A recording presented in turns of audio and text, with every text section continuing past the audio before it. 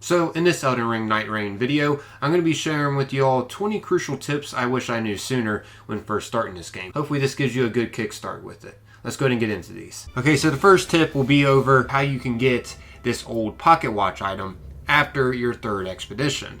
This is a crucial item to get your hands on. It doesn't matter if you win or lose the expeditions, you will get this after your third one. And once you get rewarded this pocket watch, this leads to my next tip, and that is what you can do with it. Once you have this, if you go to the priestess and talk to her, you'll now have this option available. Show her the old pocket watch. And then she'll ask for it back, and once you give her it back, a cutscene will trigger of her revealing herself as the Duchess. This will then unlock us the character, the Duchess, to play as. And this is a powerful character to play with. She is quick and powerful. And also the priestess won't be wearing her disguise or whatever. She'll be the Duchess now in the area. Once you unlock the Duchess as a playable character, if you go over to the Small Jar Bazarre at the main hub area, which is located right over here, you'll now be able to purchase the Besmirched frame. This is not available until you unlock Duchess.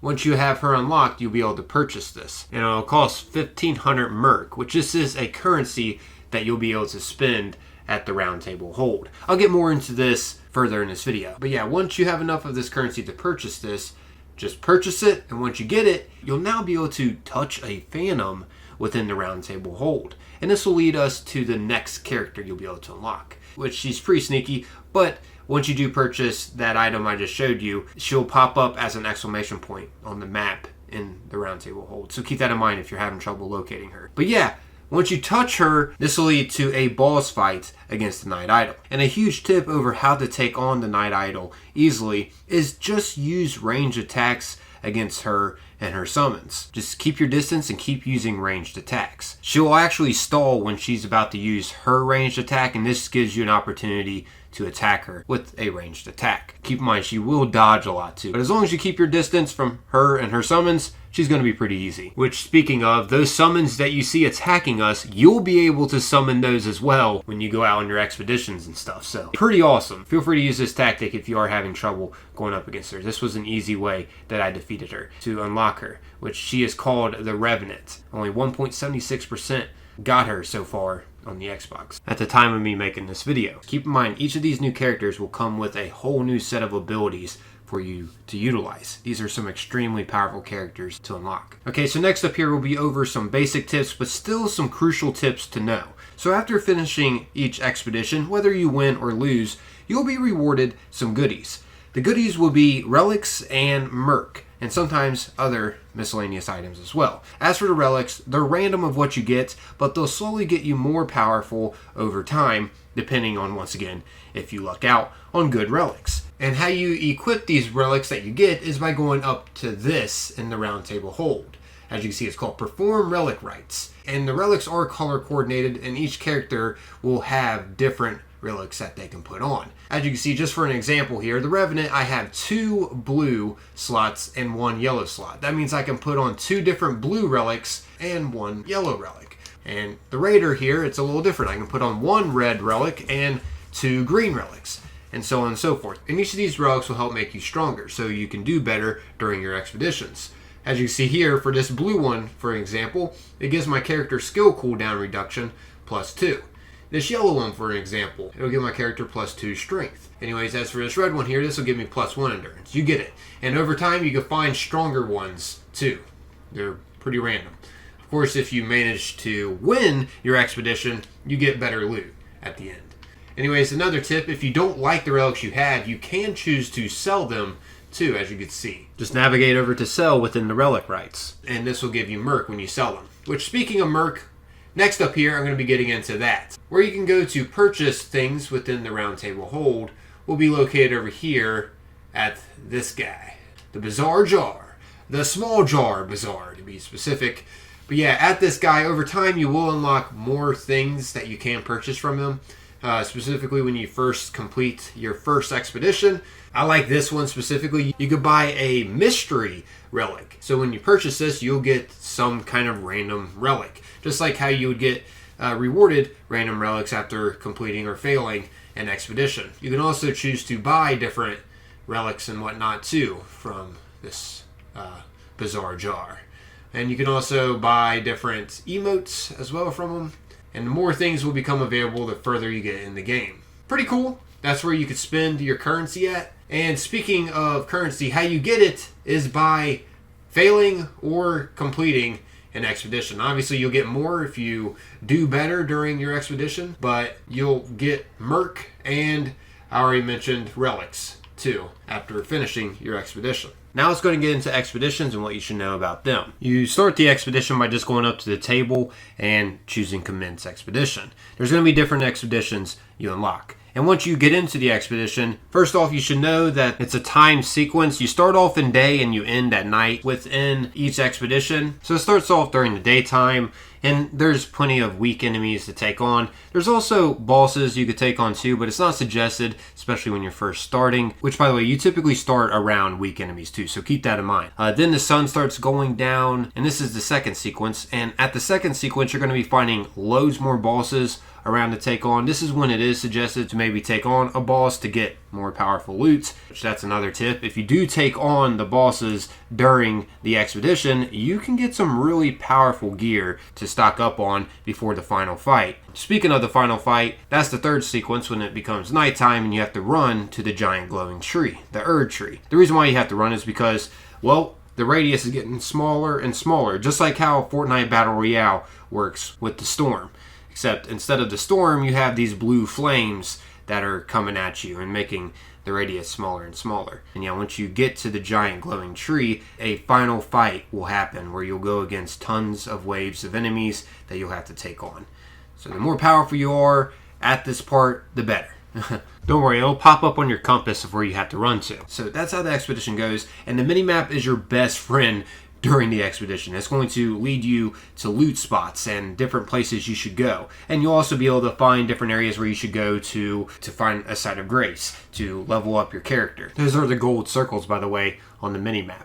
As you can see on this minimap, the radius of where I can explore at is getting smaller. The storm is taking over the area. I'm on the second sequence of the expedition. The sun is going down, as you can see within the environment. Which, speaking of leveling up, you should at least get to level 2, where you should try to get into more fights, and you should try to fight the tougher bosses around at 4 to level 5. So keep that in mind. Don't be trying to take them on at a lower level, because you're going to be wasting a lot of your time trying to do that, and more than likely you're going to fail. I mean, don't get me wrong, you can still take out the bosses at level 1, 2, or 3, but you're going to be taking them out easier at 4 or 5. So definitely work on taking out the little guys and leveling up your character before trying to take on the tougher ones. You want to specifically try to get to level 2 as fast as you can, because each level up really does help you out quite a bit. It's not just like a little boost. It's helping you out a lot. So levels are important. And plus, you can't even use certain powerful weapons you get until you reach a certain level. On that note of how the area gets smaller and smaller, when you first start out, I suggest going to places that are outside of the map and looting them, since those are going to be inaccessible later on. I specifically try to aim for the ruins, because at those places, I tend to find a lot of good loot there. You just got to look for the spot where you go down the stairs at, around in the ruins area. I typically find 3 chests together at these areas. So definitely be sure to be on the lookout for the ruins around on the minimap, because you can find some great valuable loot to get you powerful during your expedition. I also suggest not to try to take on anything too powerful by yourself, because this is a teamwork style game, and you're going to be way more efficient, of course, if you have your teammates by your side. If you are just separated and trying to do things solo, it's just going to make your life more difficult. So try to team up and take on the bosses together. Now, you don't have to go to the same spots if you're going there specifically to just get the loot. You all can, separate and go to different ruins to stock up on loot and get yourself more powerful. But once you start taking on enemies, like the more powerful ones specifically, team up, work together. Trust me, it's going to help you in the long run. And also, I should just, mention this in this video on how to level up, in case you don't know.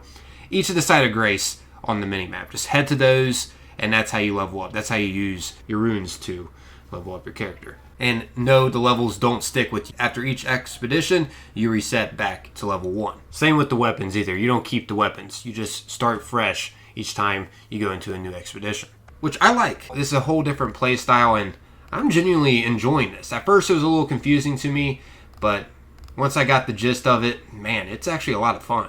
And speaking of the Site of Grace, I suggest also trying to hunt them down before you go and take on, the end game boss at the end next to the giant tree when you're running, when the circle is getting smaller and smaller, because that Site of Grace is also going to refill pretty much everything, including your flasks, your healing potions. Once again, they are the yellow circles on the minimap. Which, speaking of flask, if you head to these churches that are on the minimap, at this place you'll get an extra flask to use. So if you're wanting to stock up and be able to use more flasks to heal, these are the areas you want to go and check out. Just interact with this altar at the church here, and that will give you an extra flask to use. And when you are looting around, definitely be sure to pay attention to the aid items. They're not just junk items. A lot of the aid items actually really benefit you. Like here, for an example, Exalted Flesh temporarily boosts your physical attack. Many of the aid items are definitely beneficial to use against the bosses. They're not just junk items. Like, I wasn't really paying attention to them at first, but then I started to realize, hey, they're important. They're great to use.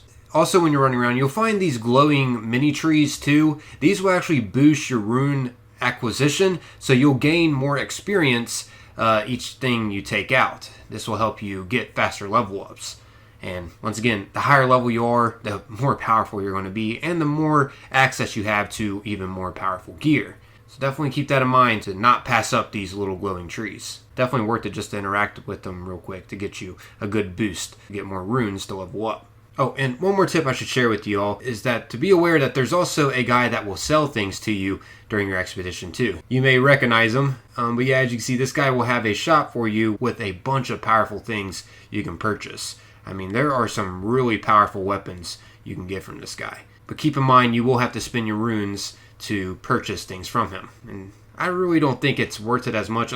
Depending on what you find, though, it could be worth it. I think the level ups are more worth it. But yeah, you can purchase things. So if you find something extremely powerful and you're nice and leveled up, yeah, buy some if you have enough runes to spare. It's just going to help you with the final fight. Heck, you can also purchase a small pouch from this guy to have more aid items in your inventory. Or you could even purchase aid items from him. And those don't really cost as much runes as the powerful weapons and different items you can use. So those might be more worth your buck compared to the others, depending on, once again, what level you are already. So there you have it, everyone. There's a few crucial tips to get you started that I wish I knew sooner when first starting Elden Ring Nightreign. Of course, there's more I could share, but I'm just going to leave it at this. Hope you all found this informative as well as enjoyable. I'm out of here, though. As always, most importantly, appreciate y'all taking the time, watching and listening. Until next time, peace.